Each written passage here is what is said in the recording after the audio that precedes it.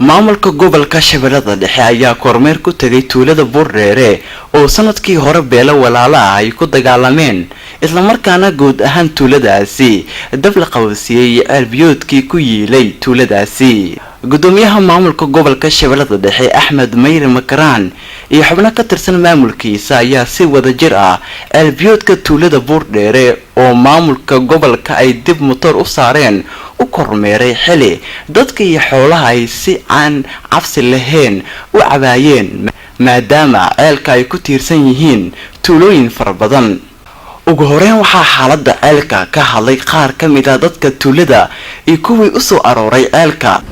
marka macnaha deegaanka hadda xoolaha ugu fiican oo yani biyo haystaan aan libaatana ka jirto iyagoo socday imaan biyo iska caban taas waxaa gacan ka siiyay Hirshabeelle gacan ka bixi ka siiso yani shidaalkan ka bixisa marka horena hor u dayactirto xoolaha cid alla la cid rabta ka haysto wala masaafirka wala in wixii deegaanka soo gal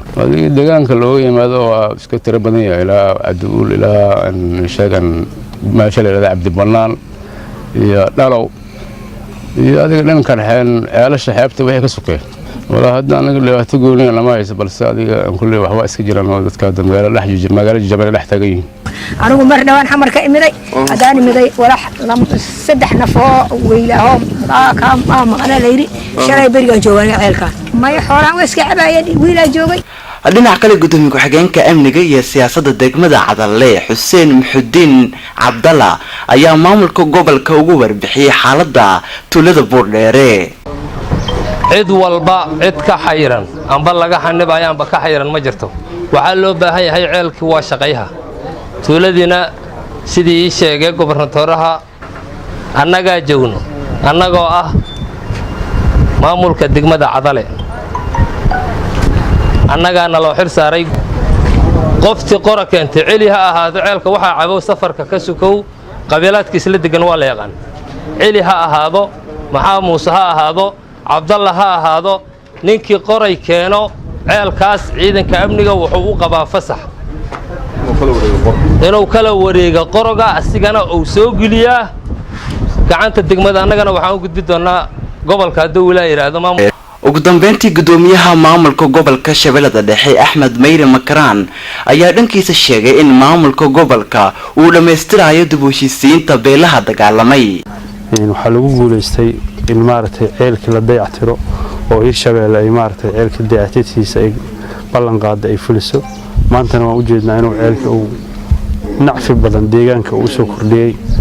waxaan u jeednaa in ceel uu yahay shan taraala oo bulshada qaybaheeda kala duwan oo dhan iyo xoolaha oo dhan ay ku nool yihiin hadii ceelkan uusan hadda dayactir maanta helayn waxay u muuqataa in dadku ay aad iyo aad dhibaato badan xagga biyo la'aanta ay qabi lahaayeen waxaa moodaa inuu yahay ceelka uu xoogaa biyaha roon markii loo fiiriyo xagga biyaha sida badan dhulkan dhanaan ay u badan yihiin laakiin ceelka uu hadda cabitaankiisa uu roon yahay biyihiisa inuu yahay xaaladii dadkii eelka iyo meeshan dhibaatada ku kala gaartay meel fiican ay maraysaa hadduu Ilaahay yiraahdana waxaan rajaynaynaa waqti dhow inay soo gabagaboobi doonto maamulka Hirshabeelle iyo maamulka gobolkana hadduu Ilaahay yiraahdo hawshaas meel fiican ay maraysaa. Cabdicasiis Xasan Macalin Fooriyare telefishinka caalamiga GTN tuulada Buurdheere gobolka Shabeellada Dhexe.